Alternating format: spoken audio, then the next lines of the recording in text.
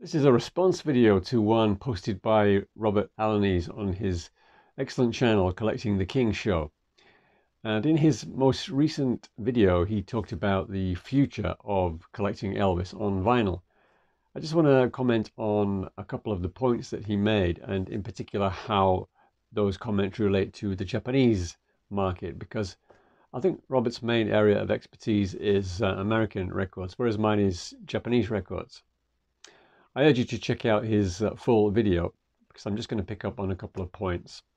And at the end of the video, I'm going to show some variants of common Japanese records that I think will become collector's items in the future. Anyway, so Robert began his video by talking about how collecting had been changed forever by the internet. And he pointed out that the prices of original Elvis Presley records has come down. In fact, there's never really been a better time to collect Elvis records because you can get original copies in very good condition for very reasonable prices. And you can even build up, if you're not bothered about condition too much, if you're not too fussy, you can build a complete Elvis vinyl collection for very little money. I mean, just see the excellent YouTube channel Beat Up Elvis Vinyl to see what I'm talking about. When I was a young Elvis fan collecting records in the late 1970s up to about the mid 1980s, I did have access to a few used shops, but I don't think I ever saw any used American records in all the shops I went to. I remember going into a shop in England, W.H. Smith's, which is a bookstore chain, and several times I picked up a copy of Paul Lichter's book, The Boy Who Dared to Rock, and it had photographs of all the US releases in the book there. All the singles, all the EPs, all the LPs. And I used to just think, man, I'd love to own all these records. It just seemed like an impossible dream. But nowadays, I could just, do that fairly easily. In fact, all these records you see behind me here, and a few next to them, they're all American original LPs. That's how easy it's become to get hold of Elvis's original records. But to go back to Robert's point about prices coming down, I think that's largely to do with the market maturing. A lot of the existing hardcore Elvis fans have pretty much got all the original copies of the old records. Another thing that I think accounts for falling prices is although there are some young Elvis fans coming to record collecting, there are not as many as people who are, well, for want of a more polite expression, dying off and leaving their Elvis records behind. In other words, the market has become pretty flooded, I think. However, the situation is quite different with the Japanese records because until fairly recently, it was very difficult to get Japanese records. Even online, when the eBay, for example, first started, there were very few Japanese sellers selling Japanese Elvis records, in fact, any records. The reason for that is because Japanese people prefer not to sell to overseas customers. The main reason for that is because they don't like confrontation, and they certainly don't like confrontation in a foreign language. Most Japanese people don't speak very good English. So there was a reluctance to sell to overseas buyers. However, that's changing now. Another reason why more Japanese records are coming onto market is because just like everywhere else, more and more people are buying used vinyl in Japan itself. So therefore, more and more people are getting out their old records from their closets and so forth, and putting them on online websites, auction sites, and so on. The prices of Japanese records has stabilized and in fact has started to come down a little bit. There were some very rare Japanese records that would sell for well over $1,000 on eBay. You don't really see that these days, although there are still a lot of records that do sell for very high prices. And the reason for that, I think, is because there are still a lot of people looking for those original records, as opposed to people looking for the American records, where, as I said, probably a lot more people collecting American records have got most of the originals that they need. The Japanese market is still quite quite new by comparison.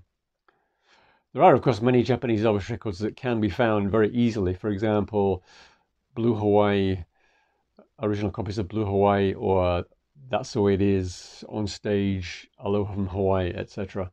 However, unlike in America and Europe, Elvis's records didn't sell very well in the 1950s, so most of those records from the 50s are always going to be quite difficult to find. Even a popular single like Jailhouse Rock, you're more likely to find a copy from the 1960s because the single sold consistently over the years. So you're far more likely to find a 1960s copy on Victor than an original from 1950, late 57, early 58. Elvis's first wave of popularity actually came with Blue Hawaii in 1961. So, as I say, all the records before that can be quite hard to find, even original copies of GI Blues. If you do find a copy of GI Blues on Victor, chances are it's the reissue from 1962. Robert also talked about FTD LPs selling for a lot more money than original Elvis LPs on the second-hand market. I think one reason for that was because a lot of people were a bit slow off the mark in buying their first FTD LP. They perhaps bought one and then realized that there were several more that had been released already. So then they go online, start bidding on the auctions, and find out that there are other people in the same position.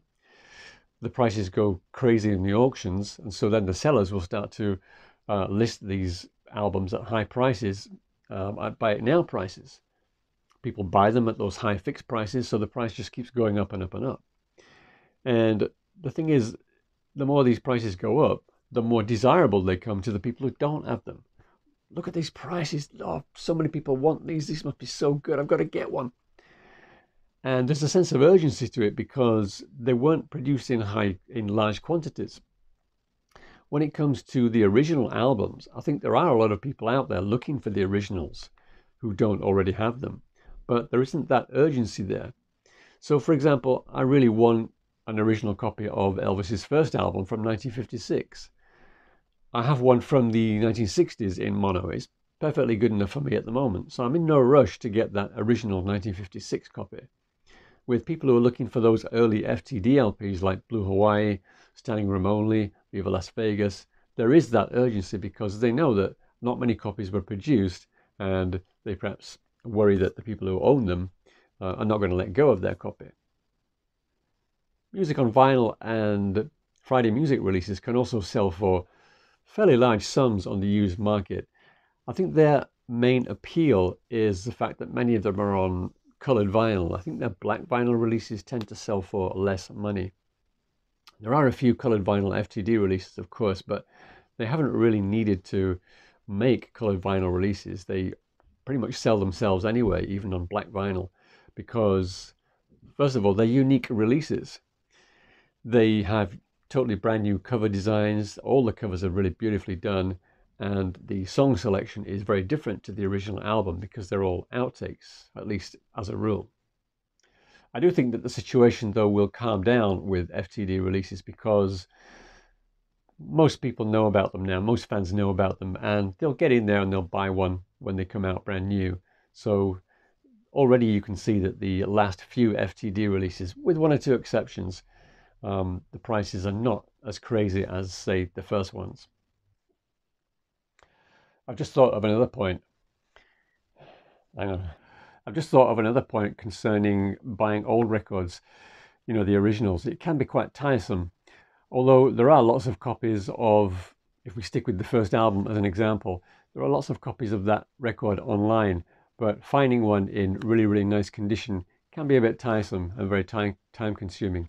On the other hand, the FTD records and also music on vinyl, Friday music, things like that, the vast majority of those you'll come across online will still be in mint or near mint condition, and in fact many of them are still sealed.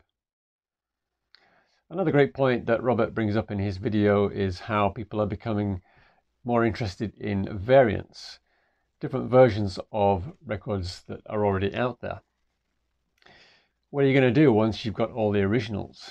Well, you could take up jogging, I suppose, but collecting is fun, so why not start collecting the reissues? Why not start collecting the obscure versions? This will also happen as well with Japanese releases in the future, I think. It's already happening to a certain extent because some people do have really, really excellent Japanese collections.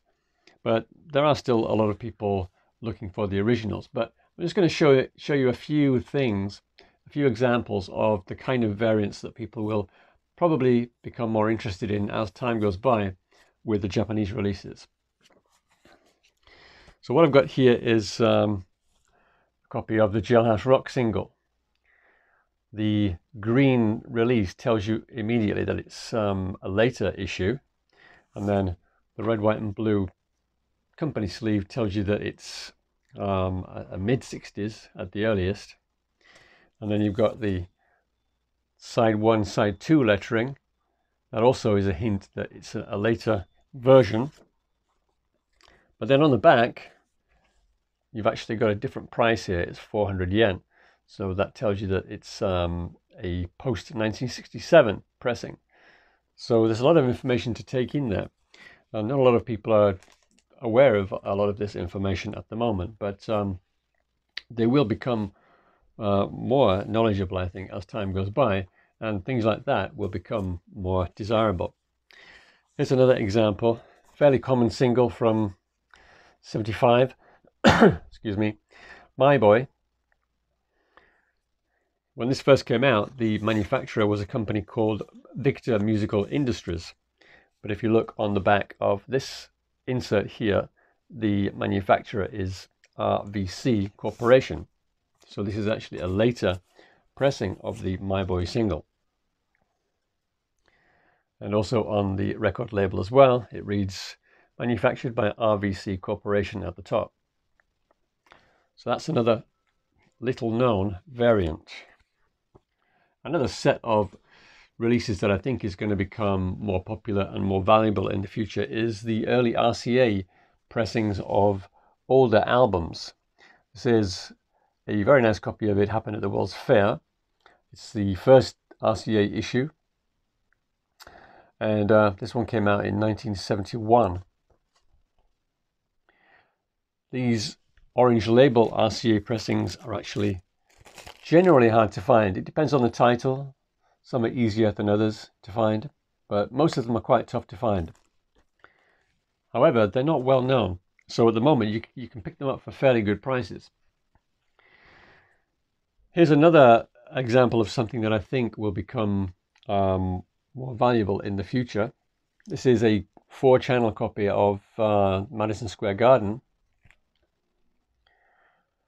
As you can see, this particular quadradisc has a gatefold sleeve, and all the early titles, the early Japanese quad albums, initially came in gatefold sleeve, like that one there. The last 3 quad albums never came in a gatefold, but the first few did. However, the early quad albums, when they came to the end of their run, they were issued in single sleeves, like this one here. So you can see the obies around the back there. This is just a single pocket sleeve. These ones are much harder to find than the ones in the gatefold sleeves. And I'll just give you one more example. This is a copy of A Date with Elvis. It's a very rare LS pressing. Now the early LS albums, they all came in sleeves that were not laminated. They have kind of a sort of a semi-smooth texture to them, a bit like an eggshell. However, the very last versions, the last covers, were actually in laminated sleeves. This sleeve here, you may not be able to tell, but it's actually a fully laminated sleeve. Again, so there's not much information out there about these. Not too many people know about that. But this is something else to look out for in the future. Now, I felt this video wouldn't be complete without an unboxing of a true collector's item. Would you believe it? I've just received a parcel in the mail. Now, I've opened it up slightly just to check that there wasn't too much packing going on in there, because Japanese people can use a little bit too much packing, to put it politely. Here we go. What have we got in here? Guarantee you're going to be blown away by this. I'll get the thing open. Right. Look at that. Moody Blue, the one and only. Oh, he has packed it fairly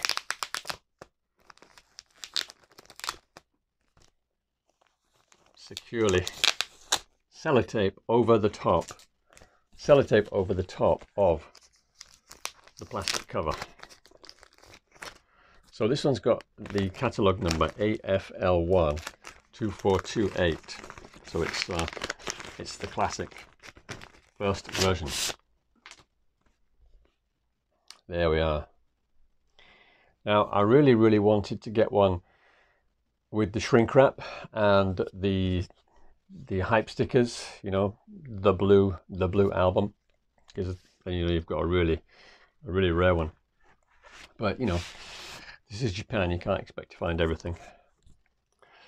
There's the inner sleeve with all the albums on.